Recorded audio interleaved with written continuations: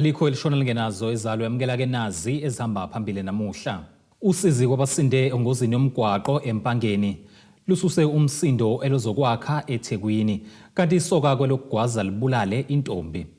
Izindaba ze1KZN TV zifundelwa uSiyabonga wakaduma ninabezulu elidume esandlwane siyakhuleka. Umndeni kaKhumalo eMtubatuba yidukuduku enyakatho nesifundazwe eKwaZulu-Natal usole isibhedlela eNgwelezane ngokukhipha abantwana abane abalimale kanzima abasinde engozini eyenzeke emgaqweni u-N2 izolo eNtathakusa. Kule ngozi kuphangalale abantu abayishagalolunye endaweni yesigameko lapho ke kubalwa khona nomama wabo. Laba ke bebeyingxenye abazalwane bebandla lamaZayoni iNtathakusa Church in Zion kanti ke kwehlala isigameko nje babuya enkonzweni yesiguqo esikhawini. Umndeni wakaKhumalo dukuduku eMtubatuba kule ngozi eyehle kwe-N2 ngasesikhaleni ushonele kuyilunga ke lomndeni kwasinda ke abantwana kabane. Usola ukuba budedengu esibhedlela eNgwelezane ngokukhipha ke labantwana abalimele kanzima kule ngozi bengaluleme kulesi sibhedlela. Laba bebehamba nomama wabo oshonele endaweni yesigameko. Mvelele umshuphi emgwaqeni. Abantu abawu5 bakuleli khaya. Ingane ezu4 nomama wazo. Umama wazo usele emgwaqeni. Zibuyile lezi ingane zingeniswe izolo. Zakhishwa futhi.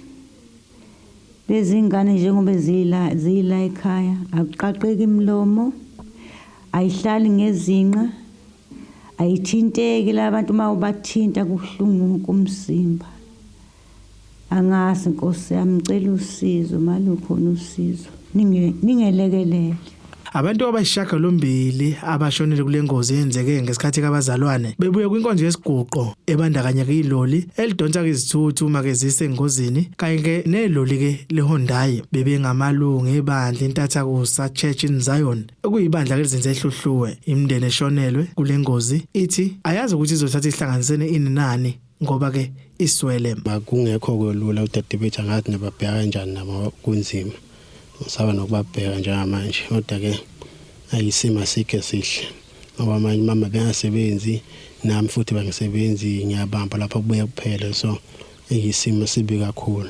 Umthwalo omkhulu udlulile mama wengane. Umuntu angazi mabe buka nekhwama zakhe angazi noma khona kade kwenza angazi samangasi ngicela usizo. Umfundisi ubehamba nabazalwane beya ke enkonzweni esiguqweni eGobandlovu yena kusindile kule ngozi uchaza ngokwenzekile. Hamba nebandla elehlelwe ingozi eMpangeni besiya eGobandlovu esikhaweni sasithi mase sibuya ke around 5 kwase kuqhamuka itruck nje emva kwethu sezwa ke nathi sezwe nje ngumsindo ngathi kuqhuma noma isondo noma konke eshayisekayo ke udriver wazama ukucontrol imoto up until yaze yayoma la ime khona ukuthi ke mhlawumbe kwenzakaleni noma qalepi noma kuhambe kwafika phi angazi nami. Ubuholi bomphakathi buthi ke namanje busakhungathekile. Isimo esibhekene naso isimo esibi kakhulu futhi esinyantisa igazi ngaphekwa lokho esishiya imindeni yaseDukuduku yonke ithuke ngalendlela emangalisayo.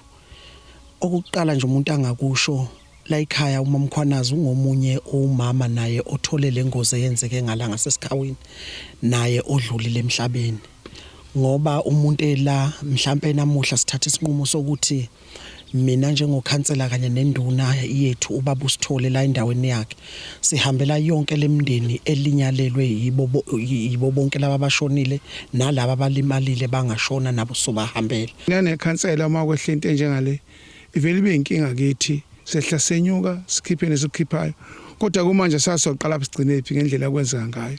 Besicela impela ukuthi isizwe sonke nje sabakhwanazi nabaphethwe nababi lobukhosi usihlekelele ngento eyenzekile endaweni labantu aba8 bonke abafe endaweni esizwe sabakhwanazi impela sidumele ngendlela emangalisayo. Bathathu abantu abalimele kule ngozi okumbula kwembezo esibhedlela. Kuze kwashaya isikhathi sokuba ke udaba lungene emoyeni umnyango wezempilo ungakaphawuli ke ngokukhishwa kwabalimele esibhedlela. Izindaba ze1 KZN TV kuba inkosi enhle Mthembu eRichards Bay. Ikhansela la Ward 25 eThekwini uThemba Mkhize uthi uyafisa uhlelo lokuhlinzeka umphakathi ngezinto zokwakha izindlu kabusha emva kwezigameko zokusha lubuye ngaphansi kamasipala ngoba ke alukho usiza abalitholayo uhulumeni kazwelonke.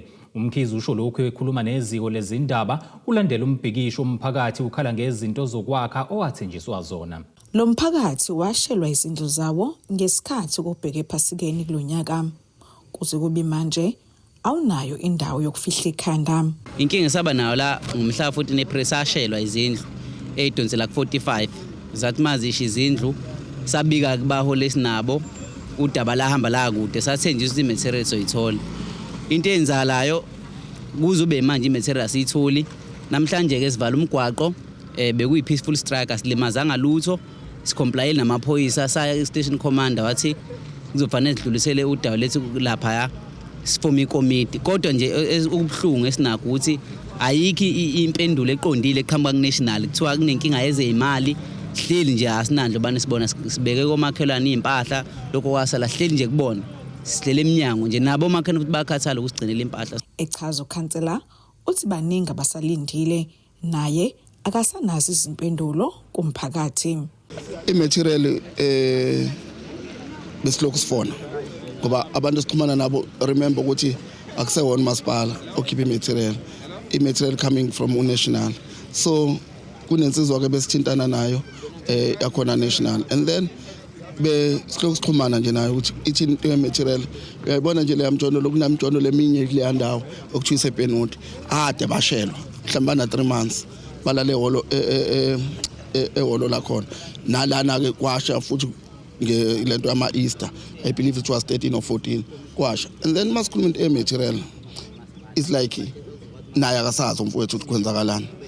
Umkhize uthi ngokwakhe lolu hlelo lokuhlinzeka abantu ngezinto zokwakha kumele libuyele ngaphansi kamasipala iTheku. Mina nje engikufisa ngazuthi ngathi lento yematerial ibuyele la masipala weTheku ilokho nje ngifisa ngoba njengamanje abantu abathi abanayo imaterial national kodwa umgwaqo oshiswayo waseThekwini so ilozo zinto enjengalezo and kulula ukuthola abantu baseThekwini njengamanje mina lensizo okuyiyona eqondene nento yematerial angazi ngayithola lapha kuthiwa ngiyayifuna njengamanje ilokho ngaphandle kwasocingweni yabo. Umgwaqo obuphazamisekile ekseni bekumgwaqo M19 njengoba lo mphakathi ubuvalile uzokalesa isikhalazo zawo.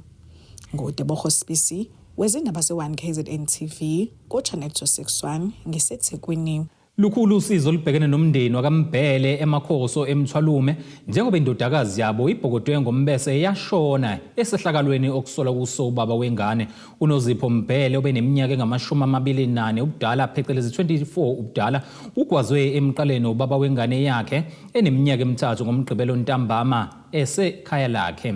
Ngokusho ke kuka baba kaMufi uCyril Mbhele uthi balimele kakhulu bewumndeni njengoba ke umntwana wabo ubesanda kwethwesa iziqu zobumeli. Sikhuli silili mndenini wentombazane neminyaka engama28 ebulawo ubaba womntwana wayo neminyaka emithathu emakhosi emthwalume okunoseningizimu nesifundazi KwaZulu-Natal.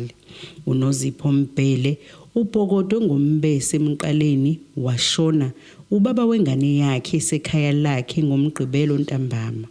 Ubaba kaMufi uthi balimele kakhulu bewumndeni njengoba umntwana wabe besanda kuthwesa iziqu zobumeli. Kuthemba kwemeshi ke wasefunda uDazo umdala uphilile. Ongitshela ukuthi nangu dadewabo ugwazo umuntu ugwazo ubaba wengane angiphuthuma. Bese ngithi mina uphi manje yena wathi uthatha umfowabo omncane usanela umsesibhedlela uThuthuni ngathi naye ngibona nami ngilaphezulu ngisoka bese ngiyaphezulu uThuthuni esibhedlela kube kusoka ngaya esibhedlela la ngifike umntwana wami longo dokotela kuyisikhathi esincane 5 minutes wase uyashona. Iqhuba uthi uke wezwa ukuthi banakho ukuxabana ebudlelwaneni babo. Bake bathi ukuthusana naye eThekwini wazobulala ama-laptop namafoni akhe lo mfana. So ngangayingenelela ke ngoba abantu babethandana ngoba futhi wangayireport kodwa wareport kumfowabo omdala wayi-attend wazofika kubo lapha eUganda wamtshela unini ukuthi cela uyikhuze indaba lezingane ngoba igcineni zizobulalana. Uthi isikhulu isilondo umntwana wabo abashiye naso njengoba bebesabheke elikhulu kuyena. Ya futhi isilondo sikhulu kakhulu ngoba khona umntwana uthi bosobheke ifuture kuyena ngibona ukuthi umntwana uhlakaniphile ingane mawuzisele singaba u7 kodwa khona ngale bona jabule that is the God who was blessing you there. But ube nesiphiwo sakhe nje yedwa sokuhlakanipha nokwenza izinto ngoba bengithi noma ngithi ngiyavuka ekseni nje ngivuka sekline wonke umuzi ngo5 usevuka seklinile sephele ngane iparishes zokuyiphelezelwa. So ngibhlungu kakhulu. Uchaza umntwana wakhe njengomuntu obekuthanda ukufunda njengoba besaqhubeka nakho. Wasethi ucela ukuthi angimfundise futhi ngoba kunezifundo afuna ukuzenza. Ngathi mina for how many years? What, for 3 years? Ayingavuma ngomuntu ohlakaniphile. Wathi uzofunda futhi ehlale ngakahlali lapho kulomzo lapho intuzo umzokuyazo azofunda la ekhaya besebheka noma ngokho akekho right. Uthi ngokuzwa kwakhe umsolo usagcwele amathafa. Ya ngokuzwa kwami ngoba ngathi mangifika la ekhaya kwathiwa ubalekile washona ngapha ngezasi la atenzela khona isidumbu senzele khona ngale kothango. Kwathi ubalekile. Wagcola amathafa. Ngiyengazama ukumfuna nje wangaba iphoyisa ngazama ukumtrace ngathola ukuthi hayi akatholakala till late ebusuku ngabo 10 kwathi ufikile lapha kamamncane wakhe kazakho. Ngathi ngiyazama kuyakhona ngasakwathi hayi usanda kuphuma manje ngazi ngabe bemfihla yini. Amaphoyisa asiqinisekisile lesi sigameko. Lumbiko benuwethulelo zamando sicele wezindaba ze1 KZN TV ngisemthwalumi.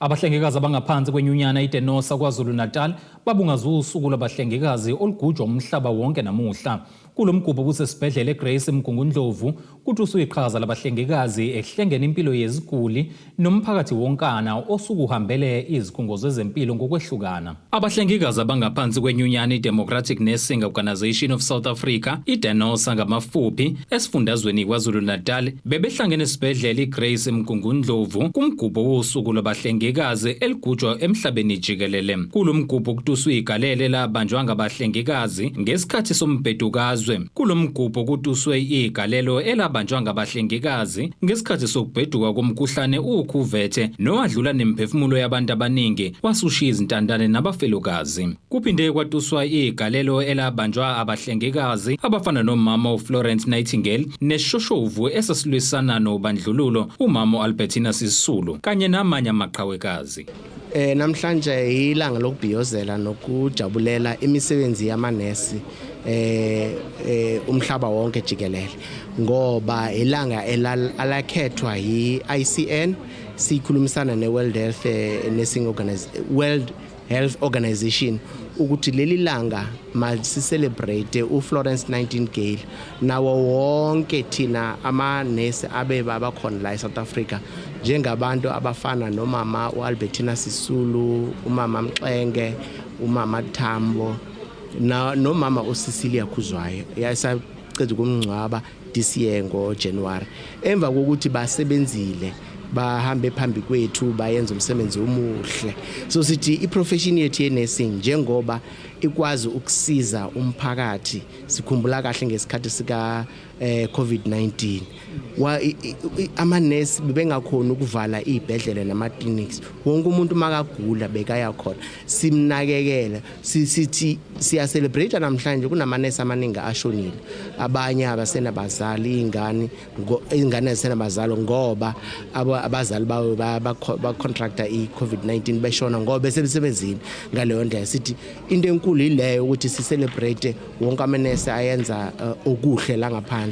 iDenosa inxusa uhulumeni wakuleli ukuba engenelele kwizingqinamba ezibhekene nabahlengikazi. iDenosa inxusa uhulumeni wakuleli ukuba angenelele kwizingqinamba abahlengikazi abasebenza ngaphansi kwazo ezibhedlela. Sithi siyakhalaza nje ukuthi uhulumeni makasilekelele kakhulu enteni ezikuthi ezihambelana nokuthi isimo sasendawo la esebenza kuyona sibe sihle ngoba kwesinye isikhathi siyashota la sisebenza khona sifuna abahlengi nabahlengikazi babe baningi makuthathwe izingane zakithi ezingasebenzi ezipasili imatric azithathwe ziyofunda zifundele ubongi ubuhlengi nobuhlengikazi babe ngamanesi azosiza le province yethu yaseNatal. uHlungwane uthi unethemba lokuthi izifiso zabo njengenyunyana zizofezeka njengoba belumane indlebe nongqongqoshe omnyango wezempilo kwaZulu-Natal uNomagugu Simelane. Simtshelile no-MEC wayikhona namhlanje wasithembisa ngempela athi hayi uzosibheka lezi zinto sinethemba kakhulu ukuthi izinto zizo-addresseka. Namhlanje nje sithi siyabhiyozela sijabulela into ukuthi amanesi bayayenza umehluko ezweni lethu bawenzile nangalesa sikhathi saka COVID-19. Ake sihlabene nalo ikhefu sihlangabeze nezinye futhi masibuya.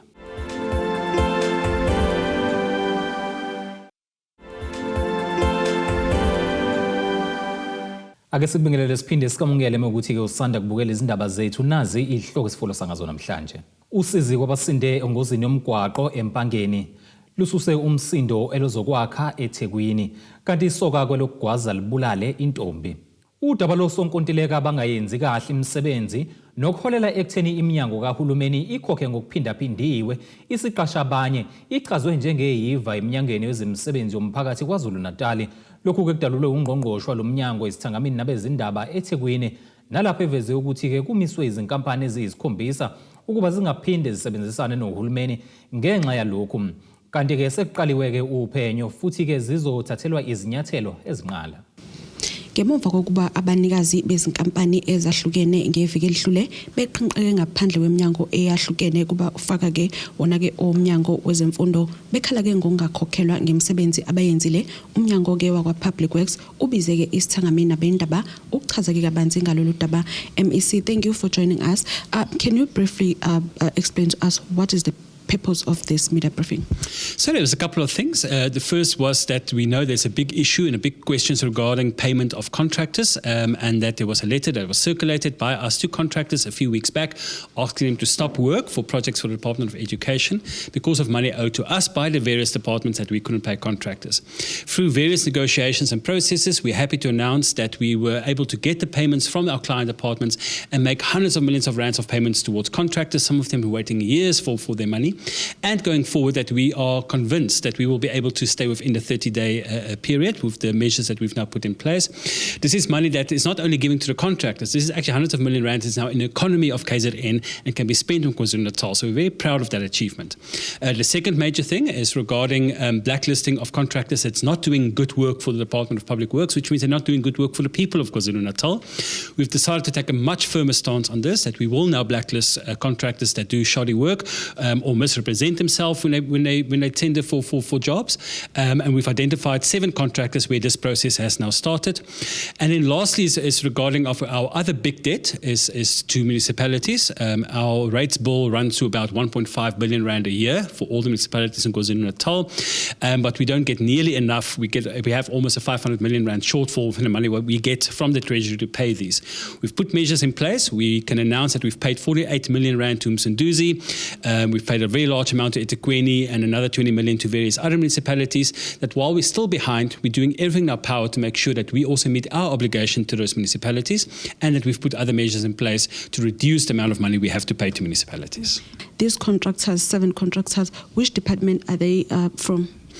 So they are private contractors that we contracted to do work for, but they were doing work for us that for the Department of Education. 5 of the 7 was Department of Education contracts. The other 2 were landlords that we had leases with.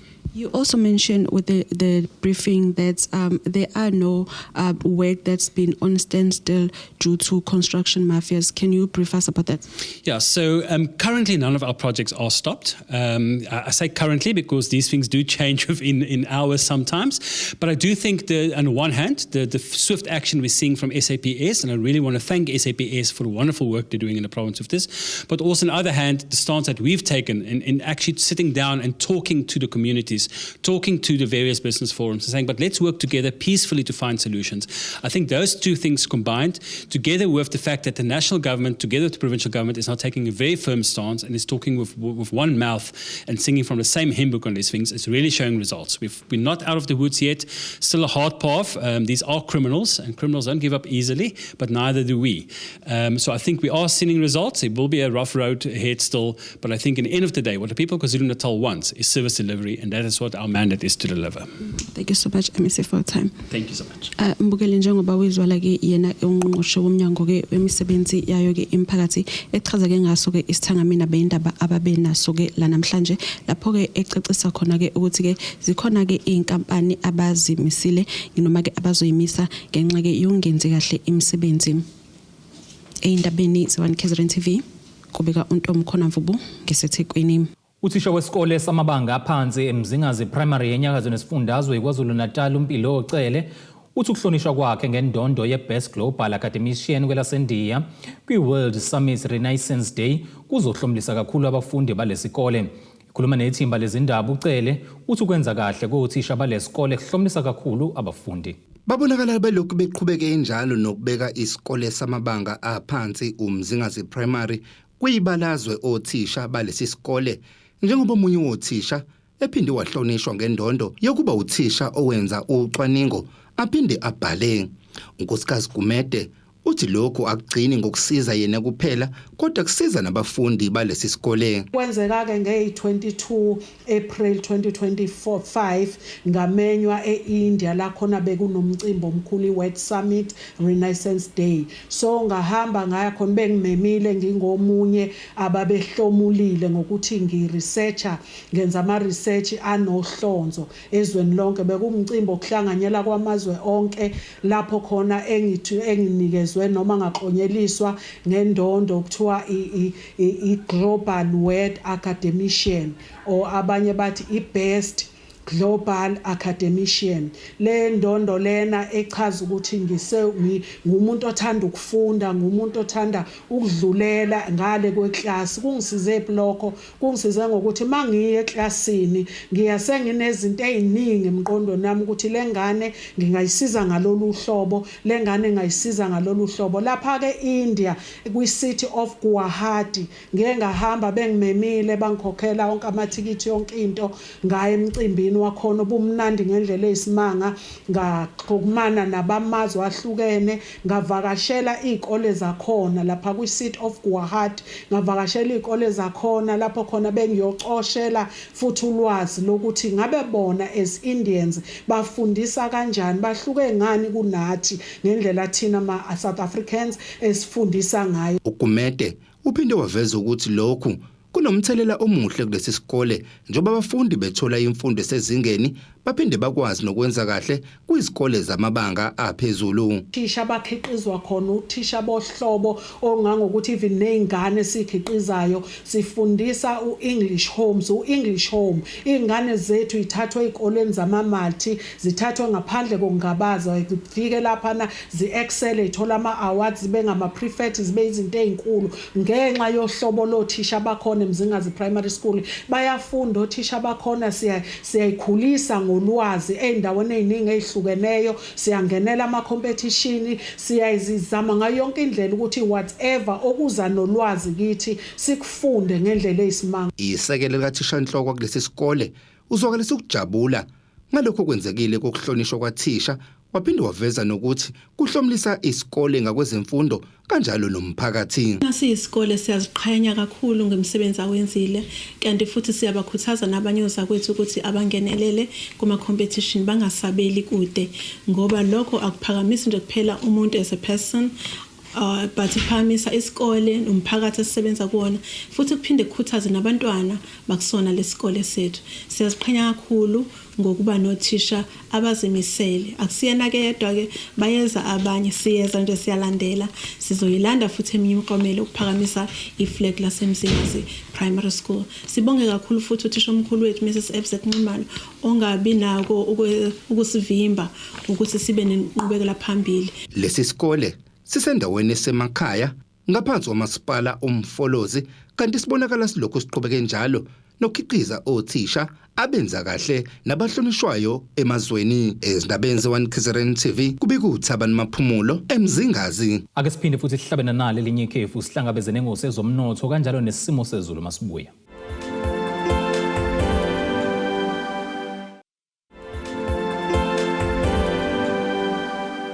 Ake siphinde futhi sikubingelele sikwamukele ukuthi ke wena usanda kubukela izindaba zethu nazi izihloko ezihamba phambili namhlanje. Usizi kwabasinde engozini yomgwaqo eMpangeni lususe umsindo elozokwakha eThekwini kanti isoka kwelokugwaza libulale intombi.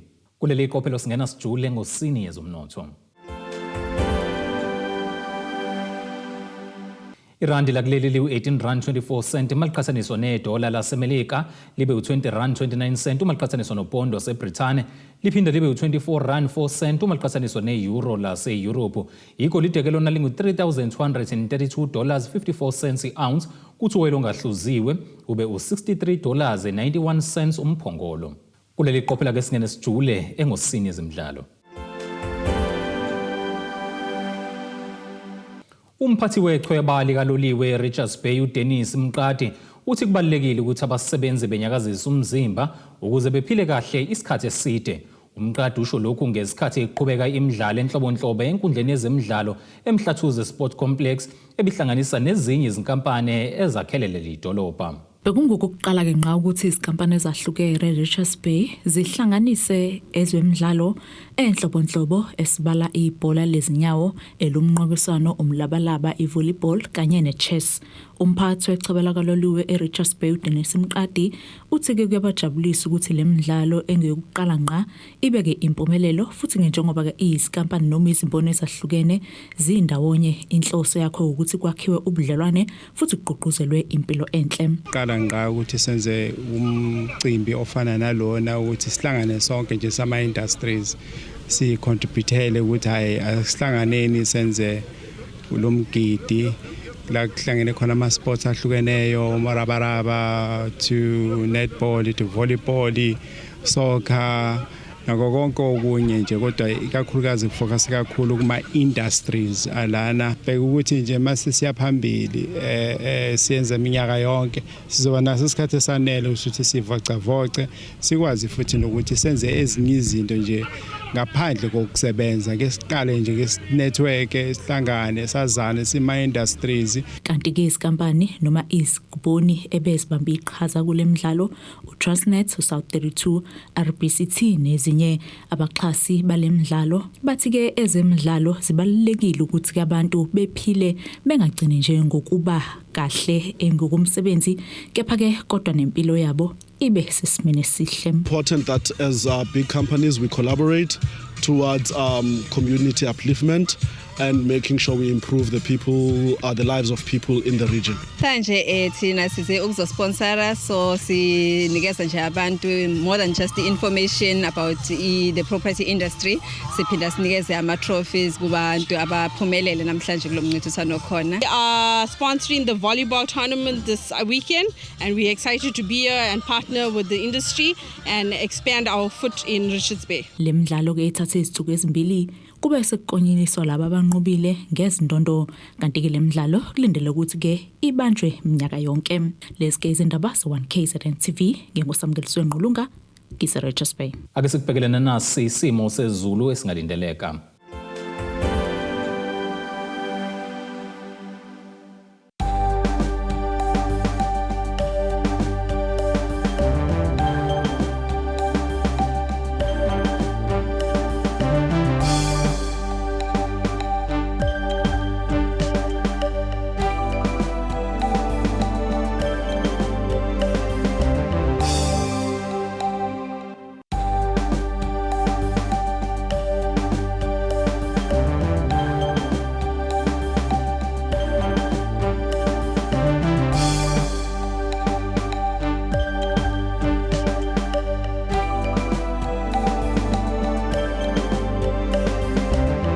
Zulumnyama indlela zimhlophe ngeziguqisa ke nokho besikuphathele zona namhlanje uhlangabezana noma kanjani futhi kusasa ngesikhathi esifanayo.